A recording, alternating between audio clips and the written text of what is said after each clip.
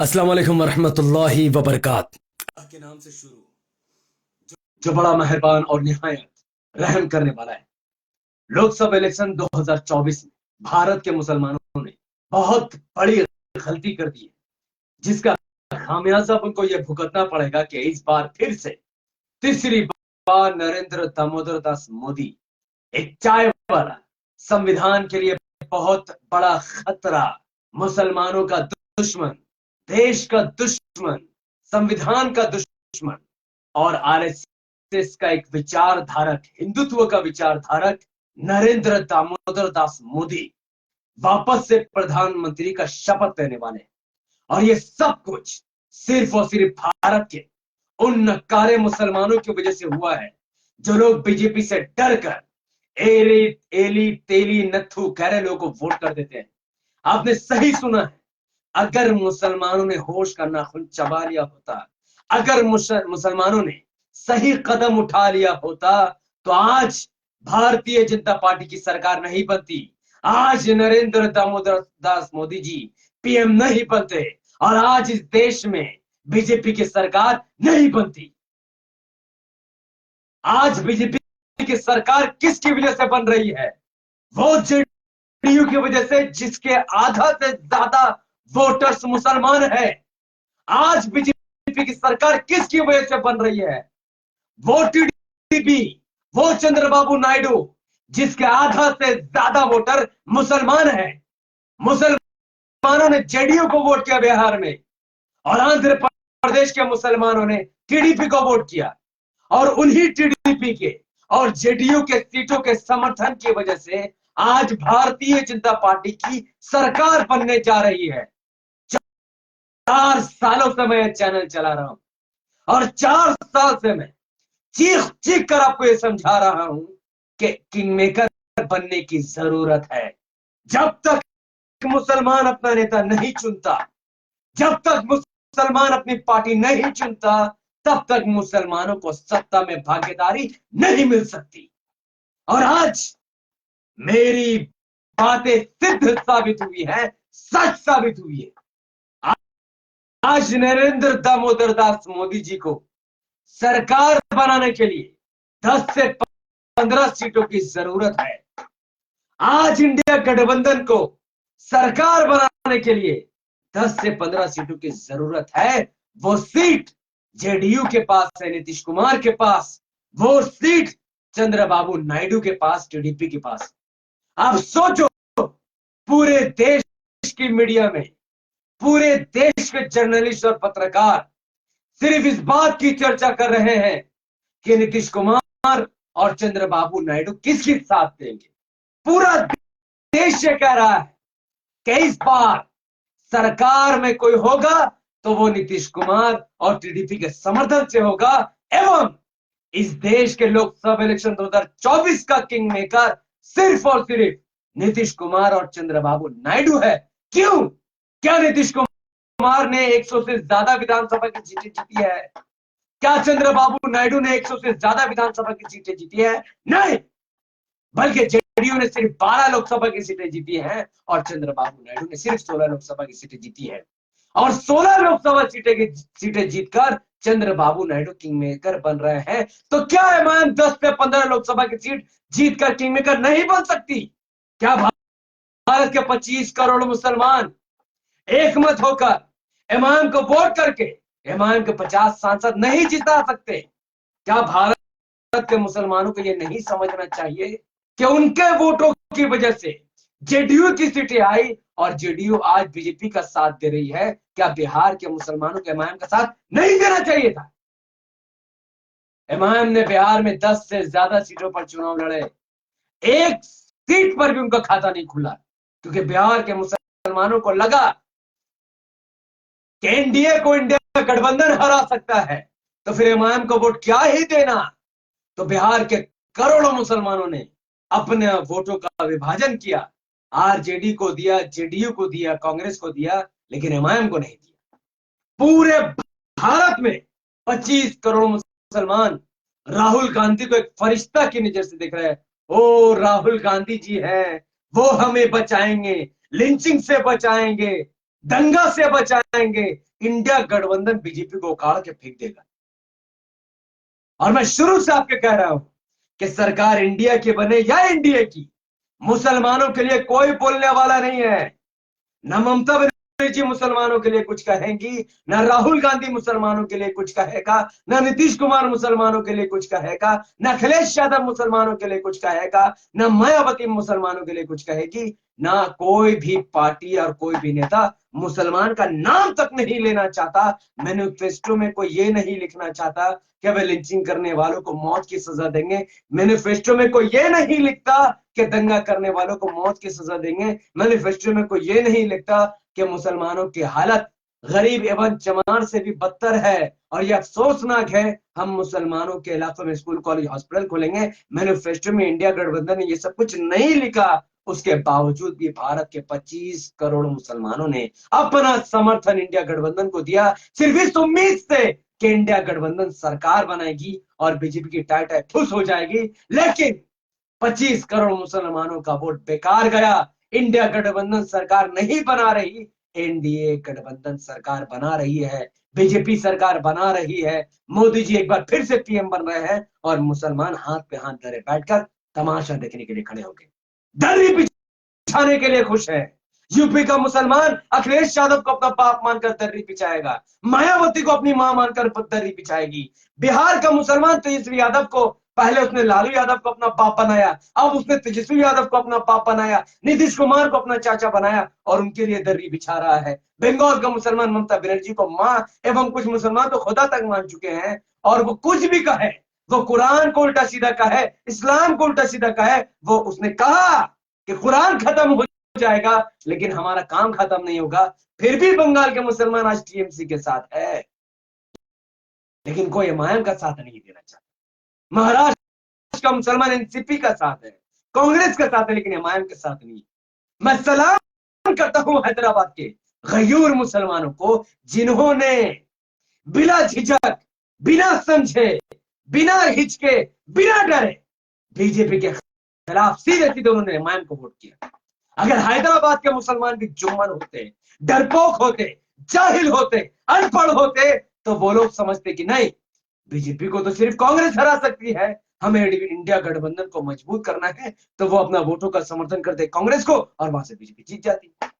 हैदराबाद की लोकसभा सीट इस बात की सच्चाई है कि जब जब एमआईएम का मुकाबला सीधा बीजेपी से होगा तो एमआईएम की जीत पक्की है। लेकिन बिहार के किशनगंज में एमआईएम का सीधा मुकाबला बीजेपी से था ही नहीं, बीजेपी का कोई उम्मीदवार वहां था ही नहीं। जेडीयू ने मुस्लिम को टिकट दे दिया, कांग्रेस ने मुस्लिम को टिकट दे दिया, एमआईएम का मुस्लिम उम्मीदवार पहले से ही मौजूद था। उसके बावजूद भी दर्जन भर मुस्लिम कैंडिडेट मौजूद थे। मुसलमानों ने अपने वोटों का विभाजन किया और सबसे ज्यादा वोट कांग्रेस को पड़ा। भैया ये क्या करना चाहते हो तुम? वो ओवैसी साहब जिन्होंने सीएबी का बिल फाड़कर पार्लियामेंट में सबके सामने डस्टबिन के अंदर डाल दिया, संविधान के लिए अकेले उसने बीजेपी से लड़ाई लड़ी है। अकेला वो व्यक्ति है ओवैसी साहब, अकेली वो पार्टी है मैम जो संविधान को बचाने की लड़ाई लड़ रही थी। और सिर्फ संविधान ही नहीं, दलित की आवाज बन रही थी, आदिवासियों का आवाज। आप भूल गए रोहित के लिए किसने आवाज उठाया? आप भूल गए कैसे आर्टिकल 370 में तमाम पार्टियों ने बीजेपी का समर्थन किया, अकेली एमआईएम थी जिन्होंने बीजेपी के खिलाफ वोट डाला। अब भूल गए कैसे ट्रिपल तलाक का जब मसला आया तब कांग्रेस, टीएमसी, आरजेडी, जेडीयू सब ने बीजेपी का समर्थन किया। अकेला वो ओवैसी, वो दीवाना खड़ा था जिसने बीजेपी के साथ आंख में आंख डालकर उस बिल का विरोध किया। आप भूल गए, आपको कुछ याद नहीं है। एनआरसी पर बोले ओवैसी, कश्मीरी मुसलमान पर बोले ओवैसी, आर्टिकल 370 पर बोले ओवैसी, फलस्तीन पर बोले ओवैसी, यूएपीए जैसे काले कानून पर बोले ओवैसी, लिंचिंग पर बोले ओवैसी, दंगा पर बोले ओवैसी, मुसलमानों के बिगड़ते हालात पर आवाज उठाए ओवैसी, स्कूल कॉलेज हॉस्पिटल की मांग करे ओवैसी। लेकिन भारत का 25 करोड़ नालायक मुसलमान अपना वोट किसको देंगे? उस कांग्रेस को जो ट्रिपल तलाक के मामले में बीजेपी के साथ थी, जो यूएपीए कानून जिसके तहत हजारों मुसलमान आज जेल के अंदर भरे, इस मामले में भी कांग्रेस बीजेपी के साथ ही मुसलमान उसको वोट दे रहा है। कांग्रेस ने राम मंदिर का ताला खुलाया, बीजेपी ने बाबरी मस्जिद को तोड़वा दिया और बीजेपी ने राम मंदिर बनवा दिया। और वो कांग्रेस और बीजेपी को लगता है कि नहीं, मुसलमान तो अंधा है इस देश का, मुसलमान को भाई मुसलमान अंधा नहीं है। जब तक मेरे जिस्म में जान है, मैं मुसलमानों को समझाता रहूंगा कि जब तक इस देश का मुसलमान अपनी पार्टी अवाम और अपने नेता ओवैसी साहब को सही ढंग से वोट नहीं कर देता, तब तक इस देश में मुसलमानों की कोई सुनने वाला नहीं बचेगा। लोग कह रहे कि यार मेरा ओपिनियन, ये देखो ये बीजेपी की सरकार गिराकर ओवैसी की सरकार बना रहा। क्यों ना कहूं, मैं क्यों ना कहूं कि अगर एआईएमआईएम आने वाले इलेक्शन में 20 एमएलए की सीटें जीत जाती है, तो जब तक एमआईएम समर्थन नहीं देगी, ना जेडीयू सरकार बना सकेगी, ना आरजेडी सरकार बना सकेगी। एमआईएम किंग मेकर बनेगी। महाराष्ट्र में एमआईएम अगर 20 से 25 एमएलए जीत जाए, जब तक एमआईएम सपोर्ट ना करे, ना एनसीपी की सरकार बनेगी, ना शिवसेना की सरकार बनेगी, ना बीजेपी की सरकार बनेगी। एमआईएम है किंग मेकर, पर मुसलमान वोट करे तो सही। जब मुसलमान को ही अपनी पार्टी पर भरोसा नहीं, मुसलमान को ही एमआईएम को वोट करना नहीं है, तो फिर मेरी बातें कहां से सच होगी? मैंने नहीं कहा था कि एमआईएम को तुम वोट दो। आज अगर एमआईएम के 3 सांसद होते, तो आज एमआईएम को झक मारकर इंडिया गठबंधन के लोग दारुस्सलाम पहुंचते, ओवैसी साहब के हाथ चूमते, उनको अपने गठबंधन में लेते, कहते नहीं, इस ओवैसी साहब के पीछे मुसलमानों का वोट है और हमें उसे अपने गठबंधन में लेना पड़ेगा। क्या वजह है कि वो ओवैसी साहब को गठबंधन में नहीं लेते? तुम जैसे मुसलमान, क्योंकि तुम वोट नहीं करना चाहते, तुम सुन सुना कर बेगैरत जैसा सोना चाहते हो, पर तुम सुन बात को आगे पहुंचाना नहीं चाहते, बात को तुम समझना नहीं चाहते, ओवैसी साहब को वोट नहीं देना चाहते। 5 सीट जीतने वाली एलजेपी आज मंत्री बनने वाला है। 1 सीट जीतने वाला जीतन राम मांझी मंत्री बनने वाला है। 2 सीट जीतने वाला पार्टी मंत्री बनने वाला है। और चंद्रबाबू नायडू 16 सीट जीतकर मंत्री बनने वाले हैं। नीतीश कुमार 12 सीट का समर्थन लेकर उनको पीएम बनने का ऑफर आ रहा है। क्या इस देश में मुसलमानों की आबादी कम है? नीतीश कुमार कुमार जाति के व्यक्ति से 4% बिहार में सिर्फ कुमार है, जबकि मुसलमान 17-18% है। लेकिन मुसलमानों ने एमआईएम को वोट नहीं किया, बल्कि नीतीश कुमार को अपना नेता माना। क्या मिला उनको बदले? यकीन मानिए, अगर जेडीयू 16 सीट लाकर पीएम बनने का ऑफर पा सकती है, तो एमआईएम सिर्फ 10 लोकसभा की सीट अगर जीत जाए ना, तो हाथ जोड़कर उनको एजुकेशन मिनिस्टर और प्रेसिडेंट बनाने को लोग रेडी हो जाएंगे। लेकिन आप कदम तो आगे बढ़ाओ। आप कदम ही आगे नहीं बढ़ाओगे, तो फिर कैसे एमआईएम सरकार में आएगी? और जब तक एमआईएम सरकार नहीं बना सकेगी, आपको स्कूल कॉलेज हॉस्पिटल कोई बनाकर नहीं देगा। हमारी लड़ाई किसी धर्म के खिलाफ, किसी पार्टी के खिलाफ नहीं है। हमारी लड़ाई नाइंसाफी के खिलाफ। मैं चाहता हूं कि वेस्ट बंगाल हो, महाराष्ट्र हो, बिहार हो, झारखंड हो, गुजरात हो, एमआईएम जीते और बदले में एमआईएम आपको स्कूल कॉलेज हॉस्पिटल देगी, कोई लफाजी नहीं देगी। हम सिर्फ वोट मांगते हैं स्कूल कॉलेज हॉस्पिटल बनाने के लिए, अच्छी सड़क, अच्छी शिक्षा, अच्छी चिकित्सा बनाने के लिए, ताकि आपका इलाज अच्छे तरीके से हो, आपके बच्चों के पीछे पढ़ाई में खर्च आपको ना उठाना पड़े, बल्कि इंग्लिश मीडियम स्कूल खोले जाए, बेहतरीन हॉस्पिटल खोले जाए, बेहतरीन रोड बनाए जाए, महंगाई को कम से कम किया जाए। और ये सब कुछ प्लानिंग यहाँ पर है। इस देश से महंगाई को खत्म किया जा सकता है, गरीबी खत्म की जा सकती है, हर किसी को फ्री का घर मिल सकता है, हर किसी को फ्री बिजली मिल सकती है, हर किसी को फ्री पानी मिल सकता है। इतना टैक्स लोग दे रहे हैं कि हर हर रोज महंगाई कम किया जा सकता है। लेकिन क्या आप महंगाई के खिलाफ वोट दे रहे थे? क्या भारत का मुसलमान महंगाई के खिलाफ वोट दे रहा था? जवाब है नहीं। भारत का मुसलमान बीजेपी को हराना भी। अरे भैया, आप कितने कितने घटिया सोच के लोग। किसी को हराने के चक्कर में पड़ोगे तो आप कभी जीत नहीं सकोगे। खुद को जिताने के लिए वोट करो, खुद को नेता बनाने के लिए वोट करो, एक बार एमआईएम को जिताने के लिए वोट करो, फिर देखो इस देश की राजनीति कैसे बनेगी। बोल, मैं कुछ कमेंट का जवाब दूंगा। आपका जो भी सवाल है आप कमेंट पर रखिए। 5 मिनट, 5 मिनट के अंदर जितने कमेंट होंगे मैं उनका रिप्लाई करूंगा। और मैं उम्मीद से यहां से चला जाऊंगा कि आप सब मेरे जाने के बाद इस वीडियो को हर व्यक्ति 5 बड़े ग्रुप में शेयर करेगा, क्योंकि इस वीडियो को लाखों मुसलमानों तक पहुंचाना बहुत जरूरी है। तो इस वीडियो को लाइक और कमेंट कीजिए और इस वीडियो को शेयर करना शुरू कर दीजिए, और मैं कमेंट में जवाब देना शुरू कर देता हूं। जिन लोगों ने सलाम किया है, वालेकुम अस्सलाम व रहमतुल्लाहि व बरकातहू। पंडित अमित वैश्यता कहते हैं कि पैंड में हग मत दीजिएगा। देखिए, हग तो मोदी जी ने अपने पैंड में दिया है। 400 पार के नारे लगा रहे थे, बीजेपी अकेला 400 पार, लेकिन आज 240 में सिमट गए और बैसाखी के सहारे सरकार बना रहे हैं। 1 साल से ज्यादा उनकी सरकार नहीं चल सकेगी। मार्क माय वर्ड, जो मैंने वीडियो में कहा है वो हूबहू सच साबित होगा। नीतीश कुमार और चंद्रबाबू नायडू मुसलमानों का वोट लेकर ज्यादा दिन तक बीजेपी का साथ नहीं दे सकते, क्योंकि उनको मुसलमानों को रिजर्वेशन देना है, वो उन्होंने वादा किया था, वरना वो अगला इलेक्शन हार जाएंगे, इसीलिए उनको बीजेपी का साथ छोड़ना पड़ेगा। नेक्स्ट कमेंट, पंडित अमित, 4 साल में, देखिए आप जितना भी गाली दे दो, मैं गाली का जवाब आपको गाली से नहीं दूंगा। मैं एक मुसलमान हूं और हमारे नबी करीम सल्लल्लाहु अलैहि वसल्लम, प्रॉफेट मोहम्मद सल्लल्लाहु अलैहि वसल्लम ने ये संस्कार हमें सिखाया है कि गाली कभी भी नहीं देना। जितना अपने माँ बाप का सम्मान करते हो, उतना ही सम्मान आपको दूसरों के माँ बाप का करना है। तो मैं आपको माँ बहन के गाली नहीं दूंगा, ना ही कुछ और उल्टा सीधा बात कहूंगा। हमारा काम है मेहनत करना, रिजल्ट अल्लाह के हाथ में। हम लोगों की मेहनत में कमी थी, इसलिए ऐसा रिजल्ट आया, और इसमें हम लोगों की ही कुछ भलाई है। हो सकता है अल्लाह मुसलमानों की आंखों को खोलना चाहता होगा, इसीलिए ऐसा रिजल्ट आया है। इंशाल्लाह मुसलमानों की आंखें खुलेगी, हिंदू की भी आंखें खुलेगी, और वो मिलकर इमाम का साथ देंगे। जिस व्यक्ति को भी, जिस धर्म के भी व्यक्ति हो, अगर उसको स्कूल कॉलेज हॉस्पिटल चाहिए तो वो इमाम को वोट करेगा, क्योंकि हैदराबाद में इमाम अकलौती ऐसी पार्टी पूरे भारत में जिन्होंने वोट लेकर स्कूल कॉलेज हॉस्पिटल बदले में लोगों को दिया है।